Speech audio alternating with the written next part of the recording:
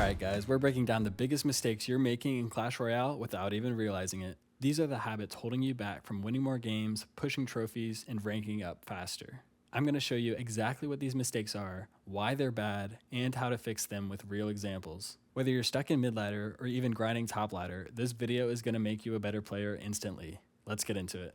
Mistake number 1, misplacing troops.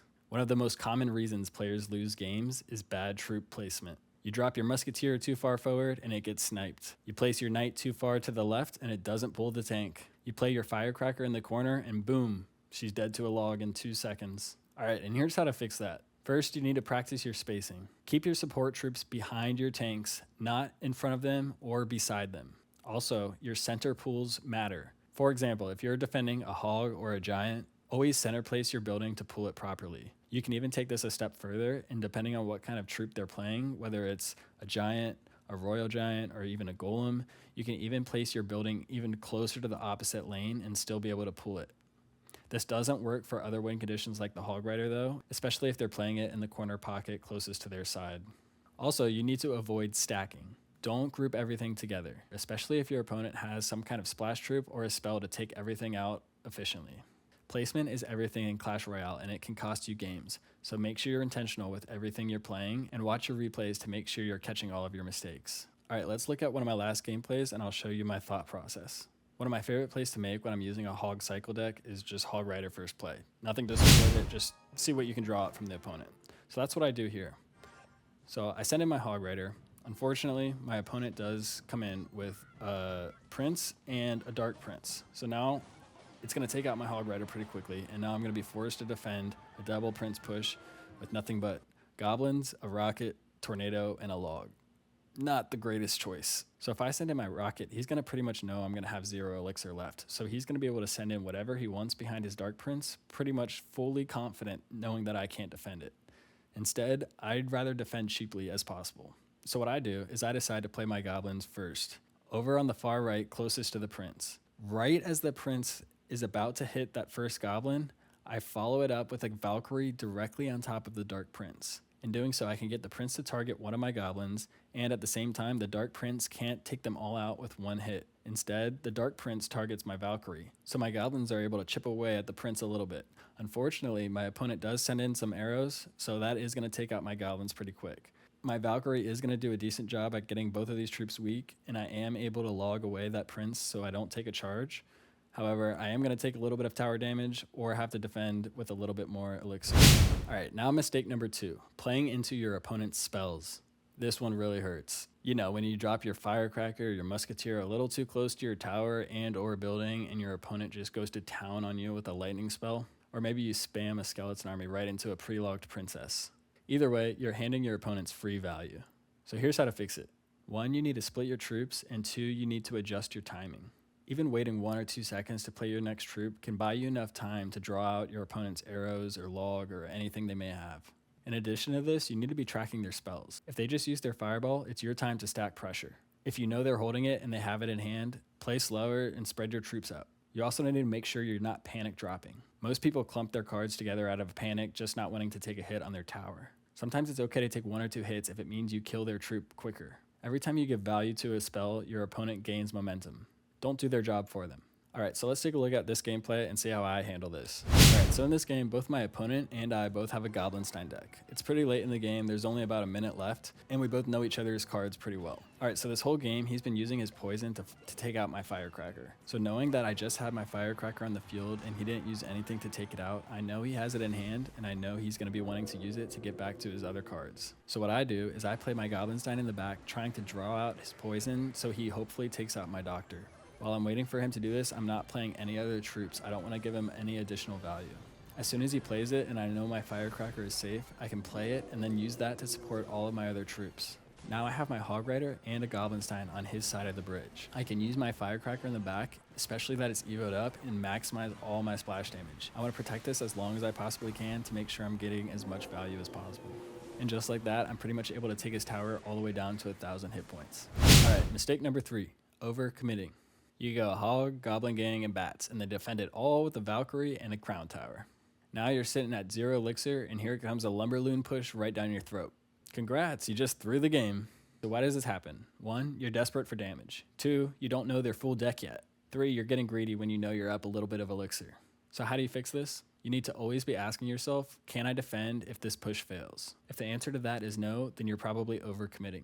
Learn to recognize when you're at a little bit of a deficit and learn to just chill out. Only use 2 to 3 elixir support cards, not 5 to 6, unless you know they're low. The best players deal their chip damage over time. They don't blow their entire elixir bar hoping for one miracle push. You have to play smart, not desperate. I went into this match planning on doing this, so this is a little bit of an over-exaggeration, full transparency. So it's the first play of the game just started, and I always go in with my Hog Rider first play if I can. I usually don't support it with anything, but in this instance I'm going to. I'm just going to send everything at it, see what happens.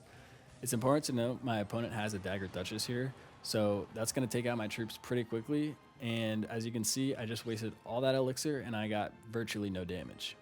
So let's see what happens after that.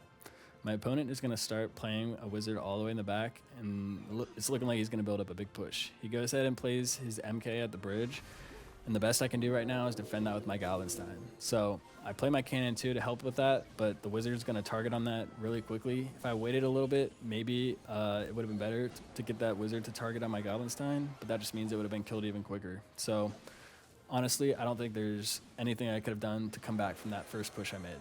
So that's why you don't overcommit. I'm not even playing anything right now. I could be playing my Firecracker to maybe take out that wizard a little bit quicker, but I also don't want to risk it taking out my Firecracker and me being down even more elixir. So just like that, my crown tower is all the way halfway down and I have nothing to show for it. Okay, here's mistake number 4, misusing your win condition. So you've got a Hog Rider in your deck and you're sending it in every time you hit 4 elixir like it's a reflex. Problem is you're fading counters and you're getting 0 value. So what's going on? The truth is you're getting predictable. As soon as they see that Hog Rider, they're going to hold on to their best counter as soon as they can, whether that's a tornado or a building. You also might be playing it into your opponent's full pushes or maybe even in front of your own support troops. And if either of those are true, you're probably not using it strategically. Instead, you're just spamming it for pressure, and sometimes that's okay to do, but most of the time it's not. So how do you fix it? You need to use your win condition when their best counter is out of cycle, even if that means you have to hold on to it for a while. Eventually, they're going to cave and need it for something else. Combine it with support or spell value. Don't just send in naked plays. Think of your win condition as part of a holistic plan, not just a button you press. Your win condition isn't just a card, it's how you play the game, so you need to treat it like that. Alright, so let's look at an example of me using my win condition poorly. Alright, so the game just started. My opponent decides to play his Royal Recruits all the way in the back, and knowing I have to defend both lanes, I know I need to play slow. So I send my Goblinstein in on one side, and I send my Firecracker in on the other. He unfortunately takes my Firecracker out with some arrows, so I have to keep defending with other troops as long as possible. So I send in my goblins. They distract the guards for a little bit, but the bats are also there and a problem. So I send in my Fire Spirit to take out most of those, and I still haven't even taken out all of the Royal Recruits. So the best play I could have made here is using my cannon to distract from my towers a little bit, and instead I send in my Hog Rider. And let's see what happens. So I panic a little bit and I drop my Hog Rider right in front of my tower because I don't want to take any more damage than I have to. It tanks for a little bit, but honestly, it gets melted pretty fast. And now he's sending in even more things, including wall breakers in the other lane. So now is as good a time as any to play my cannon, but the wall breakers take that out instantly, and he's still chipping away at both my towers. He's still sending in a skeleton barrel. So what do I do about that? I panic again, and I send in my Ice Spirit to try to slow that down a little bit. Well, now it hasn't even dropped the skeletons yet. So now I'm forced to use my Earthquake to take those out unless I want to say goodbye to my tower already. And just like that, I'm in a huge elixir deficit and I have no damage on his tower and he has a lot on mine. Okay, and finally, mistake number 5, pushing into the wrong lane. Have you ever caught yourself playing all your troops directly into your opponent's Mega Knight or Expo and just wonder why you're getting steamrolled? Well, here's why this hurts you. You're letting them build too big of a massive push in one lane. You're giving all of their splash troops insane value. You're not forcing them to split their elixir or their attention in both lanes, which is what you need to be doing when they're stacking all their troops. So how do you fix this? If they drop something super heavy in the back in one lane, you need to attack the opposite lane instantly. If they're playing something super cheap like log bait, you need to attack the same lane they are to get better value. Even if you have a lead, it's okay to switch sides and make them defend both lanes if it makes it easier on you. Knowing when to go same lane versus opposite lane is what keeps most people stuck in mid-ladder. You have to stop mindlessly pushing the same lane every single game, no matter what your opponent has. You have to play strategically, and I made 2 full videos breaking down exactly how to play every style of matchup depending on what type of deck you have. I'll link it down below in the description. All right, real quick, let's look at an example of me playing in the wrong lane. All right, so the game just started, and like always, I'm gonna send in my Hog Rider first play. Let's just see what he has. Okay, so he drops his guards. Nothing really else to support that yet.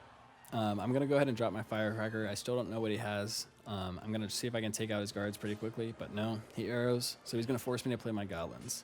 No problem. I still don't know what his win condition is yet, but we're gonna have to keep playing slow until we find that out. So he goes ahead and drops a Goblin Giant in the back. So I might panic here and say I want to defend that same lane because I don't want him to take out my tower super quickly with that. So I play my Valkyrie. I'm going to let that Goblin Giant cross the bridge, but oh no, he plays a Goblinstein. And now I'm forced to play my Executioner to maximize all my splash damage. I can use my Tornado to pull that all back a little bit, and I am able to take out the Goblinstein and the Doctor before they get to my tower. But that Goblin Giant's still going to get some damage, and he threw a Rage on it, so he's just stacking even more. And just like that, I'm already down to about 2,500 HP.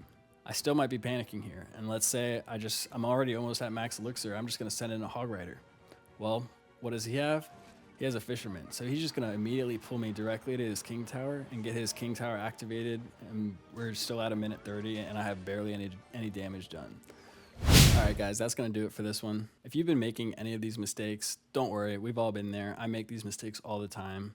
How you get better at the game is being more consistent, so work on these habits and trying to fix them. If this video helped, please drop a like and hit that sub button. It really helps me out a lot. Let me know down in the comments which mistake you're guilty of, or if you feel there are any other mistakes you think I should have included in here. As always, I appreciate you guys for watching, and I'll see you in the next one. Bye.